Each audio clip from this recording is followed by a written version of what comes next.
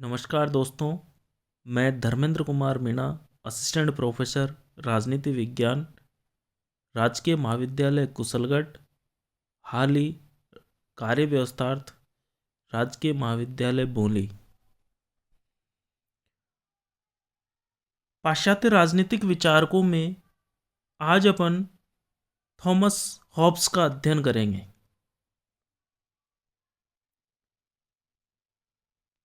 Thomas Hobbes का जन्म Britain के मेल्समबरी नामक स्थान पर 1588 ईस्वी में हुआ।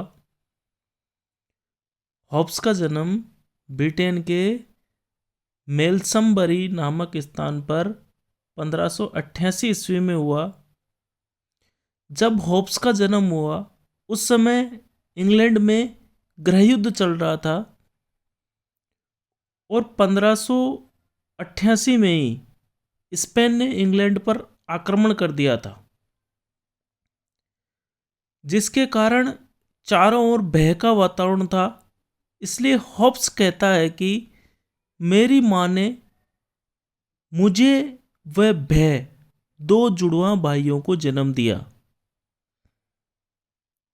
हॉब्स क्या कहता है? मेरी माँ ने मुझे वह भय दो जुड़वा भाइयों को जन्म दिया। क्योंकि जब हॉब्स का जन्म हुआ उस टाइम ब्रिटेन में गृहयुद्ध के कारण और स्पेन के आक्रमण के कारण चारों तरफ भय का वातावरण था। हॉब्स पादरी का पुत्र था। ऑक्सफोर्ड में अध्ययन किया था हॉब्स ने।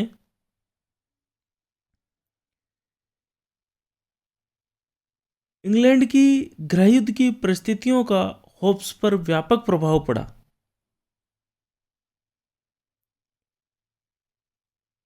सोलह में ब्रिटेन में क्रामवेल के नेतृत्व में गणतंत्र की स्थापना हुई तो हॉब्स को फ्रांस भागना पड़ा, क्योंकि हॉब्स ने निरंकुश राजतंत्र का समर्थन किया था।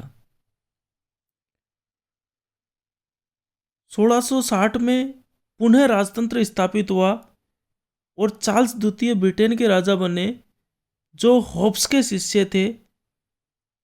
तब वो वापस इंग्लैंड आए और अपना जीवन सुखी पूर्वक जिया। हॉब्स ने जो किताबें लिखी उनमें से प्रमुख है डी सीवे या नागरिक, लेवियाथन 1651 में उन्होंने जो किताब लिखी लेवियाथन, वो इनकी बहुत ही महत्वपूर्ण किताब थी और बहुत ही प्रसिद्ध किताब थी। अगली जो इनकी रचना थी वो है डी हेमिनी।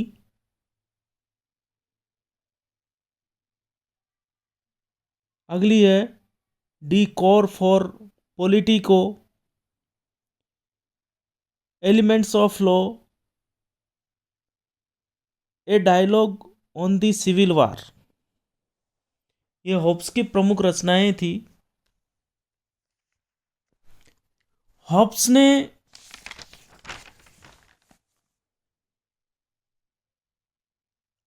सामाजिक समझौता सिद्धांत दिया। अपने सामाजिक समझौता सिद्धांत की व्याख्या हॉब्स ने की, उससे पहले उसने मानव प्रकृति या मानव स्वभाव संबंधी विचार दिए और उन मानव स्वभाव के आधार पर मानव प्रकृति का वर्णन किया और इसी आधार पर उन्होंने अपना सामाजिक समझौता सिद्धांत दिया। वो अपन आगे देखेंगे। सबसे पहले अपन देखेंगे हॉब्स के मानव प्रकृति संबंधी विचार या मानव स्वभाव संबंधी विचार।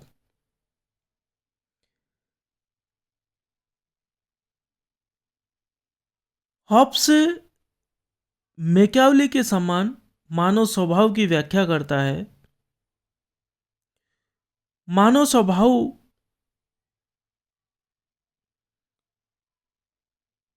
हॉब्स के अनुसार भी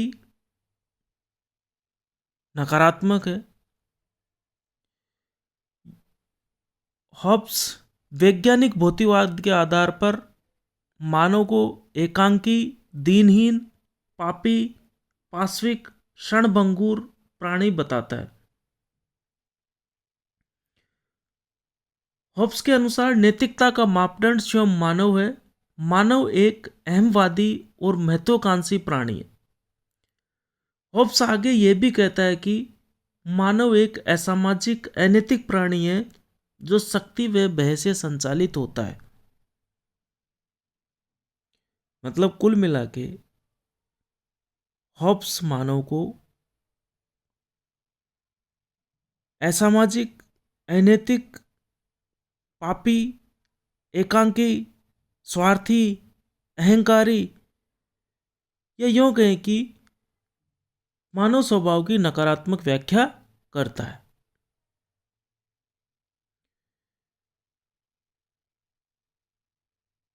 प्रकृति संबंधी अवस्था या प्राकृतिक अवस्था के बारे में हॉब्स क्या चित्रित करता है?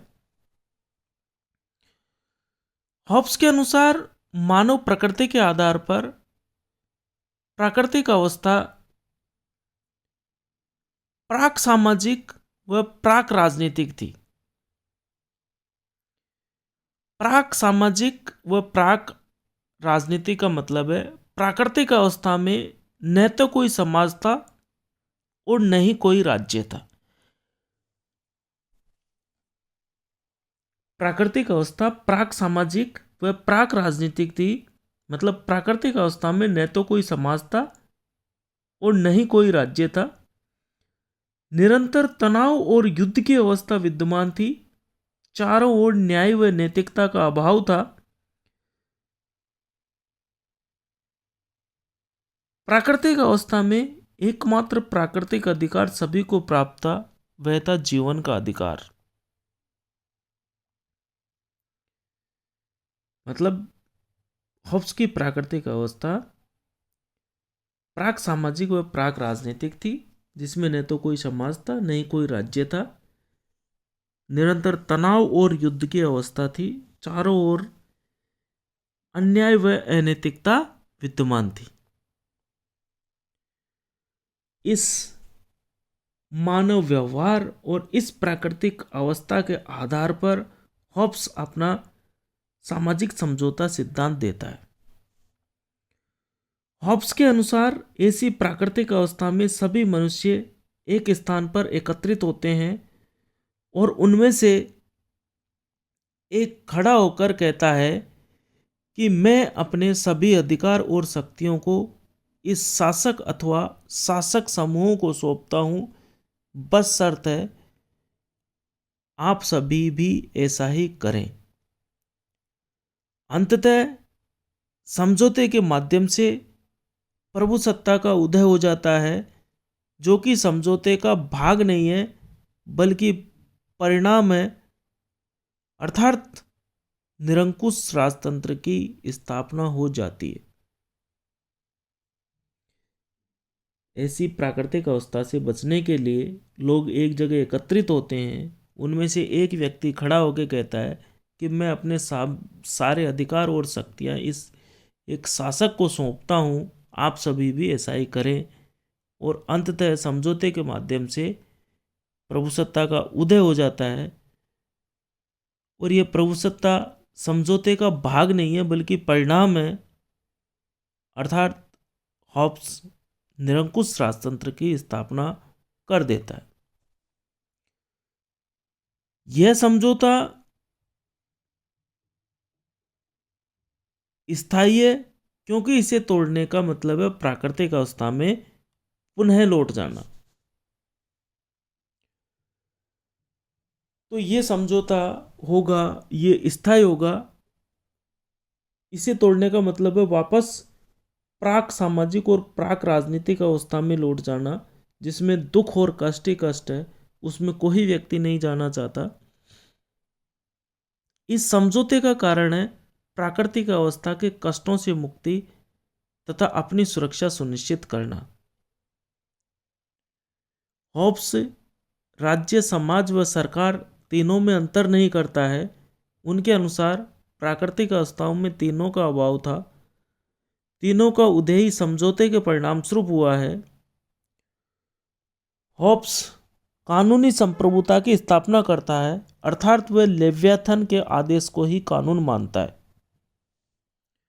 हॉब्स के अनुसार कानून क्या है? लेवियाथन या जो निरंकुश सत्ता स्थापित होगी उसका आदेश ही कानून है।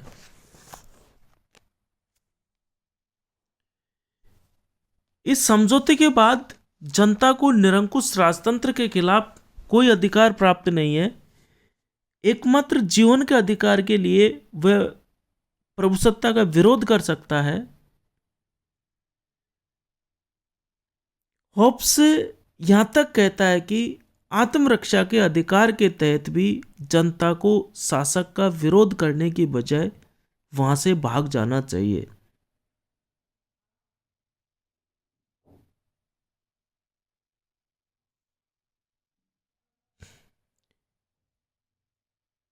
भारतीय दर्शन में मनु भी हॉब्स की तरह पूर्ण सत्तावाद का समर्थन करते हैं, किंतु हॉब्स ने मनु की तरह राजा के व्यक्तित्व में देवत्व का आरोप नहीं किया है। मनु ने राजा को धर्म के अनुशासन में रखा है। हॉब्स के चिंतन में ऐसी कोई व्यवस्था नहीं है। इस प्रकार हॉब्स अपने विचारों में प्राकृतिक अवस्था का वर्णन पहले तो मानव स्वभाव का वर्णन करता है, फिर प्राकृतिक अवस्था को वर्णित करता है और इसके आधार पर सामाजिक समझौते की बात करता है। और इस समझौते के माध्यम से, इस सामाजिक समझौते के माध्यम से निरंकुश राजतंत्र की स्थापना होती है, जिसका आदेश ही कानून होता है। जनता को उसका विरोध करने का कोई अधिकार प्राप्त नहीं होता है।